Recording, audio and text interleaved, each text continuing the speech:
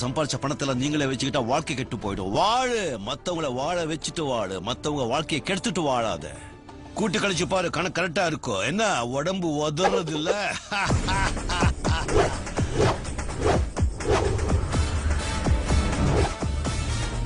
இது எப்படி இருக்கு?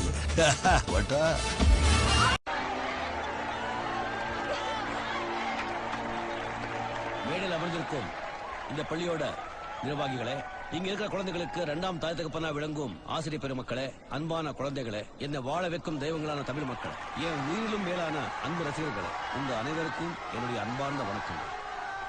எனக்கு முன்னால பேசுறவங்க சொன்னது போல இப்படி ஒரு பள்ளிக்கு நான் வருவேன்னோ உங்க முன்னாடி நிப்பேன்னோ நான் கூட நினைக்கல. நீங்க எல்லாரும் என்ன பாக்குறதுக்காக இங்க வந்திருக்கீங்கன்னு நினைச்சிட்டு இருக்கீங்க. நான் தான் உங்க எல்லாரையும் பாக்குறதுக்கு இங்க வந்திருக்கேன். இது வரைக்கும் என் வாழ்க்கையில் நடந்த சம்பவங்கள் நான் முன்கூட்டியே எடுத்த முடிவுனாலே ஏற்பட்டதல்ல.